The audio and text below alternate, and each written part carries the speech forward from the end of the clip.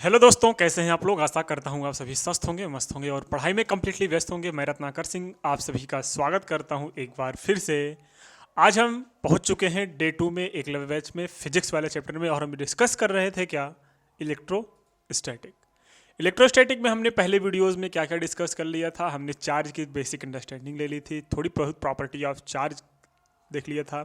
और हमने बात की थी कि किसी भी बॉडी का अगर मोशन बढ़ा दें तो उसके ऊपर, चार्ज के ऊपर उसके कोई इफेक्ट नहीं पड़ेगा। मतलब अगर किसी चार्ज बॉडी का अगर स्पीड बढ़ा दिए या घटा दिए तो उसका चार्ज अनइफेक्टेड रहेगा। ठीक है, तो अब हम आज उसके आगे बात करेंगे मेथड्स ऑफ चार्जिंग के बारे में। तो जो बच्चे पिछली वाली वीडियोस नहीं देख के हैं, सबसे पहले जाएं, प्लेलिस्ट में पड़ी हैं। और जो बच्चे नए हैं वो चैनल को सब्सक्राइब कर लें एक बारी फिर से, और हाँ, बेल आइकन जरूर प्रेस कर लें ताकि हमारी जो डेली जाने वाली वीडियोस आपका नोटिफिकेशन मिल सके। चलिए स्टार्ट करते हैं बिना टाइम वेस्ट किए अपना टॉपिक, जिसका नाम है क्या, इलेक्ट्रोस्टैटिक। इलेक्ट्रोस्टैटिक में आज हम बात करेंगे मेथड्स ऑफ चार्जिंग के बारे में।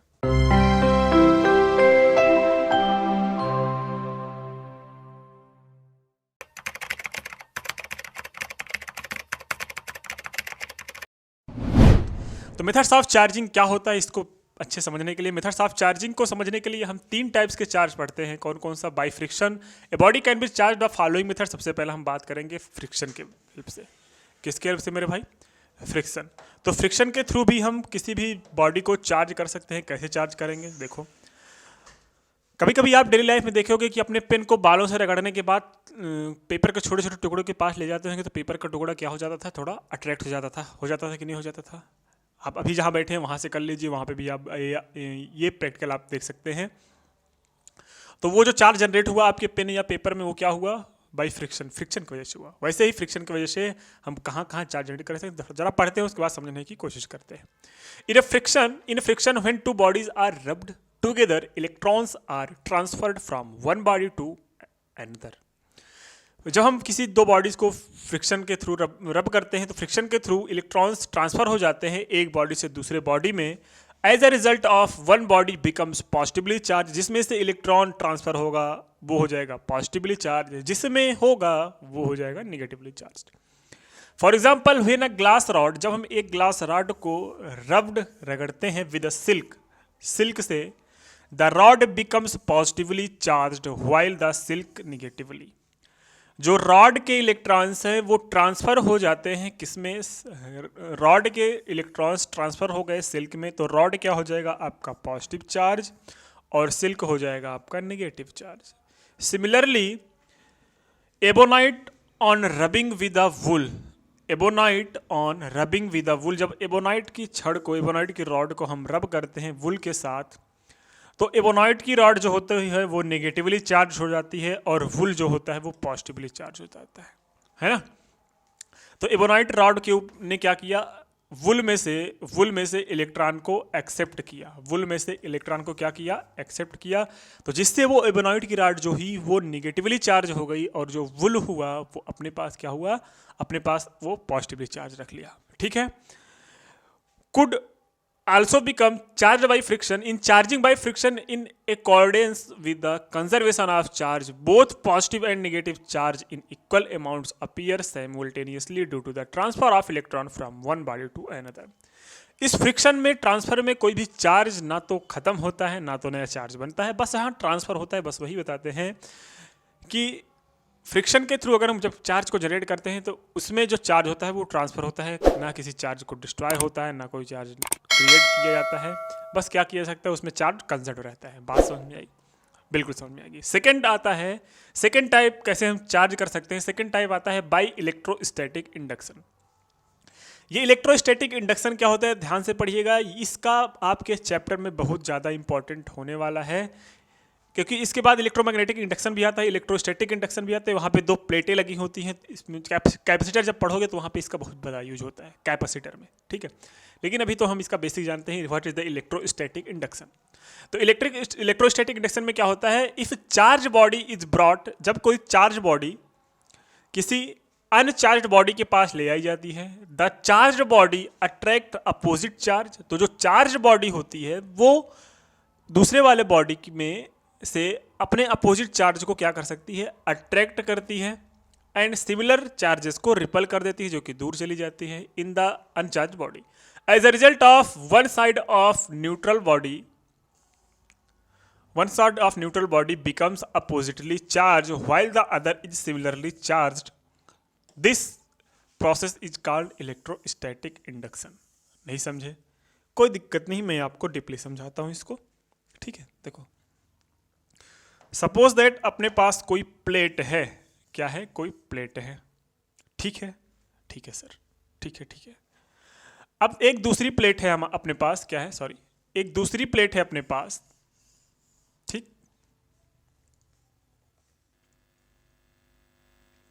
अपने पास एक दूसरी प्लेट है। दूसरी प्लेट में क्या है?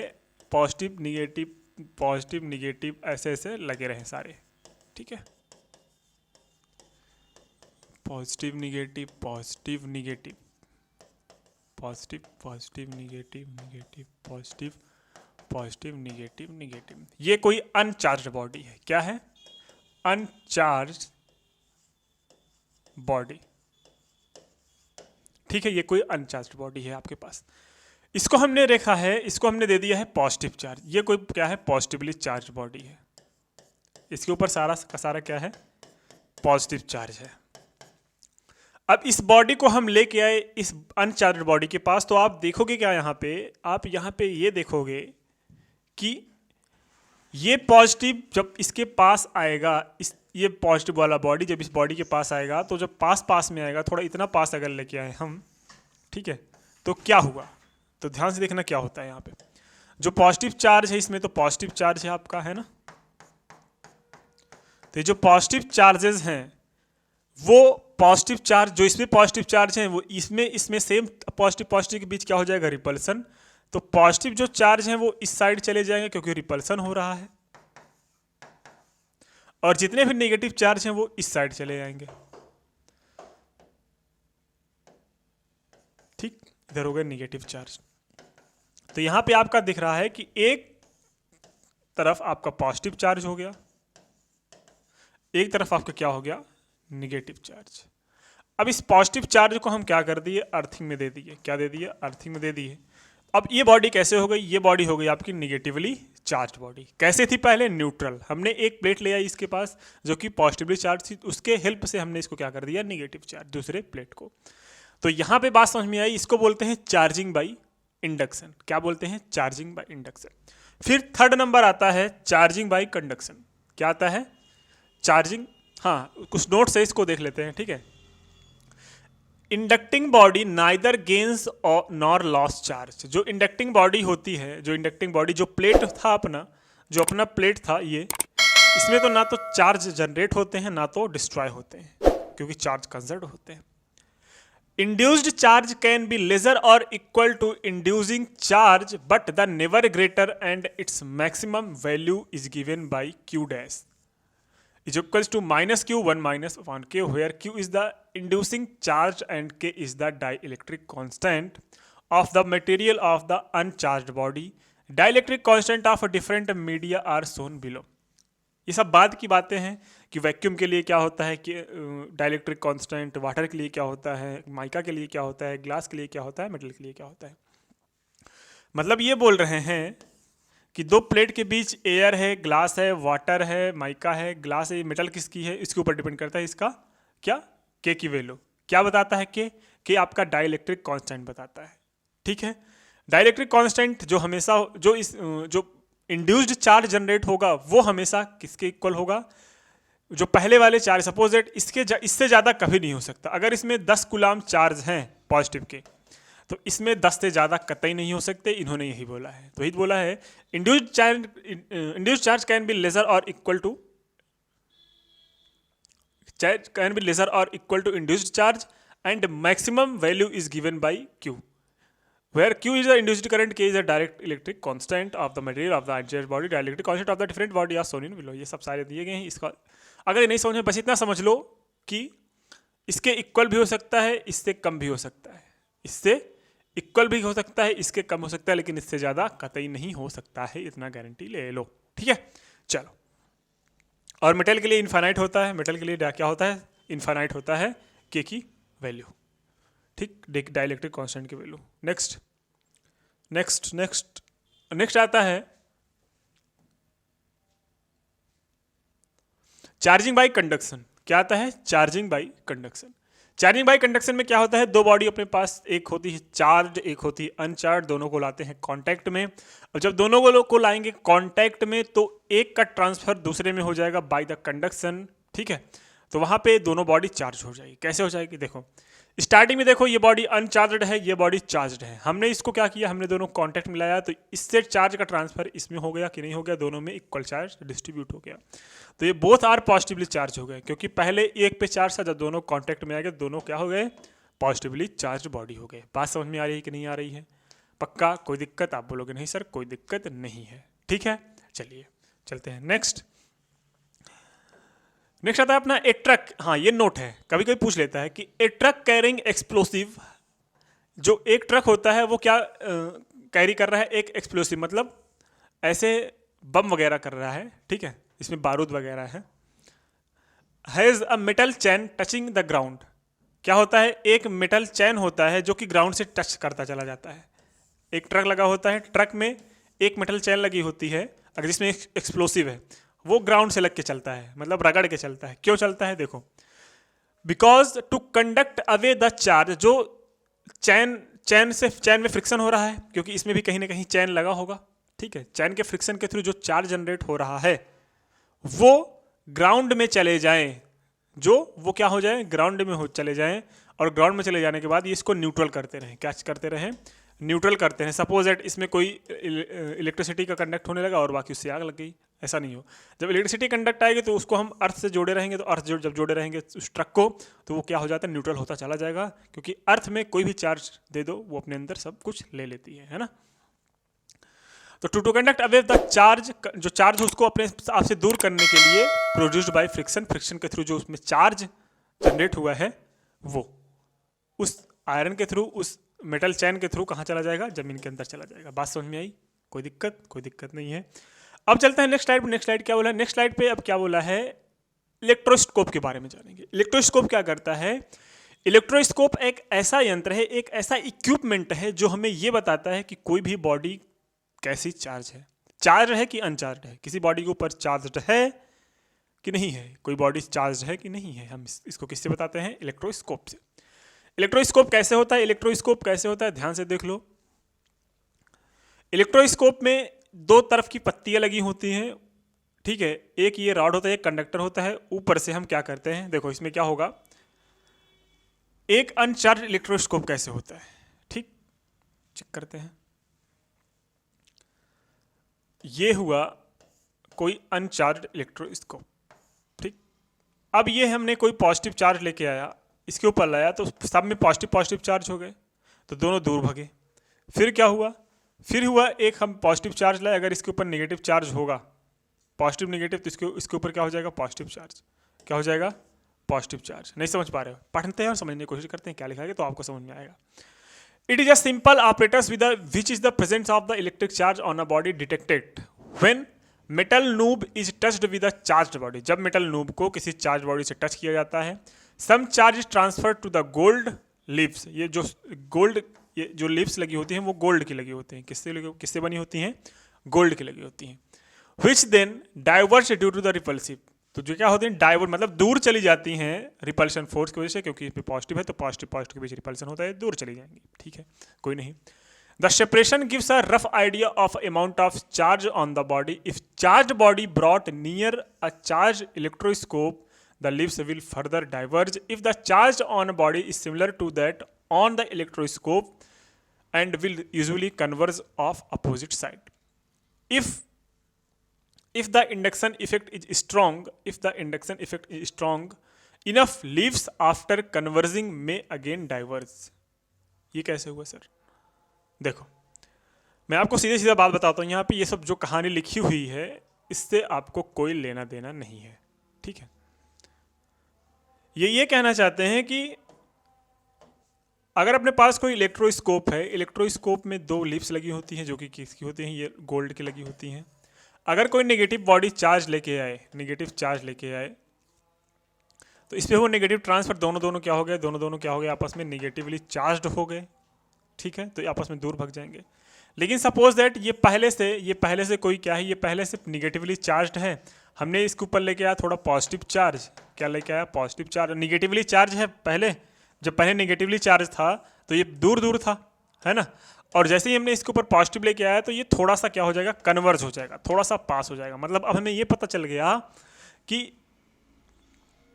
ये बॉडी के ऊपर अब पॉजिटिव चार्ज हो गया, ये बॉडी के ऊपर क्या हुआ, पॉजिटिव चार्ज हो गया, ये निगेटिव चार्ज, ये पॉजिटिव चार्ज। बात समझ में आई कि नहीं आई? ये था इनका मेथड कोई भी चीज़ बताने का। नहीं समझे? फिर से बताऊं भाई, ये अपना एक न्यूट्रल था, जब न्यूट्रल था तो हमने इसके ऊपर नेगेटिव चार्ज लेके आया, नेगेटिव चार्ज लगाया तो इन दोनों के बीच, या नेगेटिव या पॉजिटिव कुछ भी हो सकता है, तो इन दोनों के ऊपर क्या हो जाएगा, इन दोनों के ऊपर ये दोनों आपस में रिपल करेंगे और दूर भाग जाएंगे। लेकिन जैसे ही हम कोई दूसरी बॉडी लेके आए, सपोज दैट वो पॉजिटिव चार्ज हुआ और ये पहले से हमने इसके थ्रू नेगेटिव चार्ज किया था, जैसे नेगेटिव पॉजिटिव आएगा तो ये थोड़ा इसको खत्म करके थोड़ा खत्म करेगा, जिससे इसके इफेक्ट को थोड़ा जब खत्म करेंगे तो थोड़ा पास में आएगा, क्योंकि कुछ तो इलेक्ट्रॉन इसके कम होंगे, है ना, कुछ तो इलेक्ट्रॉन इसी पॉजिटिव वाला कम करेगा, जब कम करेगा तो ये थोड़ा क्या हो जाएगा, पास आएगा। इससे हमें पता चलेगा कि जो ऑब्जेक्ट पहले था उसके अपोजिट चार्ज दूसरे वाले ऑब्जेक्ट में है। ऐसे आपका मेजर करता है का इलेक्ट्रोस्कोप। और जितना ज़्यादा पास आएगा उतना ज़्यादा हाई चार्ज होगा, या फिर जितना ज़्यादा दूर जाएगा उतना ज़्यादा हाई चार्ज होगा। अगर दूर जाएगा तो समझ लो रिपल्सिव फोर्स है, और रिपल्सिव फोर्स मतलब सेम टाइप के चार्जेस हैं, और उससे कि जितना जल्द, अब वो जितना दूर गया उससे कम दूरी तक नज़दीक आया, फिर ज़्यादा दूरी तक नज़दीक आया, समझ लो उतना ज़्यादा उसके ऊपर पॉजिटिव या नेगेटिव चार्ज है। कोई दिक्कत? आप बोलोगे नहीं सर कोई दिक्कत नहीं है, यहाँ तक तो बातें क्लियर हुई। अब यहाँ पे एक क्वेश्चन है, और देखो कितने एग्जाम में पूछा गया है, DC RPM टेट 1997, ये सब बहुत पहले पूछा गया था, अब नहीं पूछा जाएगा, लेकिन हमें क्वेश्चन कर लेना चाहिए, है ना, क्वेश्चन हमें कर लेना चाहिए। देखते हैं क्या होता है। इसको मैं आपको पढ़ाया हूँ।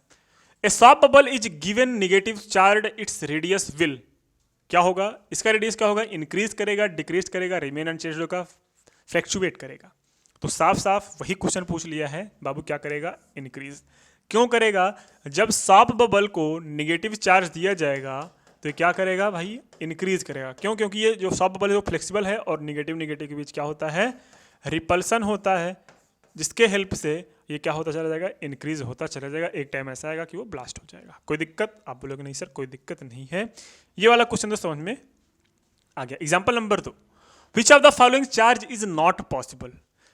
जो आपके सामने दिख रहा है इसमें से कौन सा चार्ज पॉसिबल नहीं है? तो आपको समझ में आया है, क्या आया है सर, एन जो होगा वो हमेशा इंटीजर में होगा। क्या होगा? इंटीजर में होगा, कभी भी कोई चीज़ फ्रैक्शन में नहीं होगी। चलो चेक करते हैं। अगर 1.6 इंटू 10 की पावर -18 करें तो एक काम करो, ये टोटल चार्ज Q है और NE होता है, तो N की वैल्यू हम Q से डिवाइड करेंगे E से, Q की वैल्यू E से डिवाइड करेंगे। तो इसको हम 1.6 इंटू 10 की पावर -19 से डिवाइड कर लो, इसको कर लो 1.6 इंटू 10 की पावर माइनस, ये तो इलेक्ट्रॉन होता ही है, इसको चेक ही करने की जरूरत नहीं है। 1.6 इंटू 10 की पावर -19 कूलाम से डिवाइड कर लो। अब ये तो पक्का नहीं है क्योंकि नॉट पॉसिबल पूछा है, तो इसमें से कौन सा पॉसिबल नहीं है ये चेक कर लेते हैं।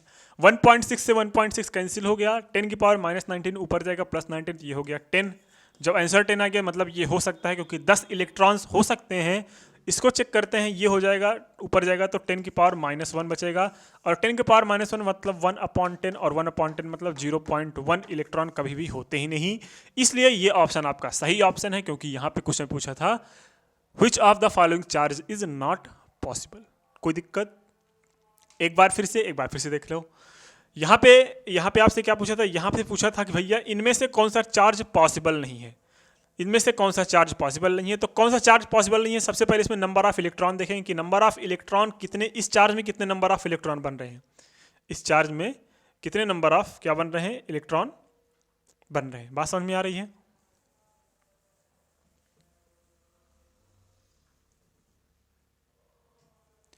और जब जितने नंबर ऑफ इलेक्ट्रॉन अगर आपके फ्रैक्शन बने तब भी ये वो चार्ज पॉसिबल नहीं है। अगर नंबर ऑफ इलेक्ट्रॉन अगर आपके डेसिमल बने तो फिर भी नहीं पॉसिबल है। हाँ, नंबर ऑफ ये बोला गया था ना, क्वांटिटेशन ऑफ चार्ज से क्वेश्चन आएगा, तो यही वाला क्वेश्चन है। तो ऐसे क्वेश्चन आपके एग्जाम में पूछा जा सकते हैं। तो हम क्या करेंगे सर, एक इलेक्ट्रॉन के ऊपर जितना चार्ज होगा उतने चार्ज से हम क्या कर देंगे, सबको डिवाइड कर देंगे। क्यों करेंगे? क्योंकि यही सबसे छोटा चार्ज होता है, इससे छोटा चार्ज पॉसिबल नहीं है। अगर इससे छोटा चार्ज या इससे जैसे 1.5 इलेक्ट्रॉन कभी हो ही नहीं सकता, क्योंकि 1 इलेक्ट्रॉन ही हो सकता है सबसे छोटा चार्ज। 0.5 इलेक्ट्रॉन कैसे आ गया, और तो ये चार्ज पॉसिबल नहीं है। तो हम काउंट करेंगे, अगर n की वैल्यू कैसे काउंट करेंगे sir, q equals to n into E होता है, तो हमें n की वैल्यू निकालना है n बाई ई। क्यू की वैल्यू आपको सारी दे रखी हुई है टोटल चार्ज, और ई की वैल्यू आपको पता है कि 1.6 इंटू 10 की पावर माइनस 19 कूलाम होता है। क्यू की वैल्यू रखते जाओ, अगर n की वैल्यू आपके इंटीजर में मिल गई तब तो सही है, अदरवाइज वो चार्ज पॉसिबल नहीं है, तो हमें वही फाइंड करना था, चार्ज इज नॉट पॉसिबल, तो answer number C is a right answer. तो आज के लिए ही हम इतना ही रखते हैं, मिलते हैं नेक्स्ट वीडियो में। ये वीडियो काफ़ी छोटी थी क्योंकि अब हम जो नेक्स्ट वीडियो में डिस्कस करेंगे वो स्टार्ट करेंगे आपका जो बेसिक स्टार्ट होता है क्लास 12th कूलॉम्स लॉ से। कूलॉम्स लॉ को हम डिस्कस करेंगे नेक्स्ट वीडियो में नए चैप्टर के साथ, नए टॉपिक के साथ मिलते हैं। तब तक के लिए शुभ रात्रि, जय हिंद और बाय बाय। और हाँ, जो बच्चे पिछली वाली वीडियोस नहीं देखे हैं वो जाके वो देख के आएँ। अगर नहीं समझ में आएगा तो आप बोलोगे कि सर हमें नहीं समझ में आ रहा है, तो इससे अच्छा है कि आप पहले वाली वीडियो देख के आएँ, क्योंकि फिजिक्स जो है वो एक क्लास दूसरे क्लास से रिलेटेड रहेगा। अगर आपने एक भी क्लास मिस किया, अगर आपने एक भी क्लास मिस किया तो भाई सब सत्यानाश है ना। तो सत्यानाश करना है कि अच्छे तरीके से पढ़ाई करना है, तो आपके ऊपर डिपेंड करता है। ठीक है, चलते हैं। थैंक यू, जय हिंद।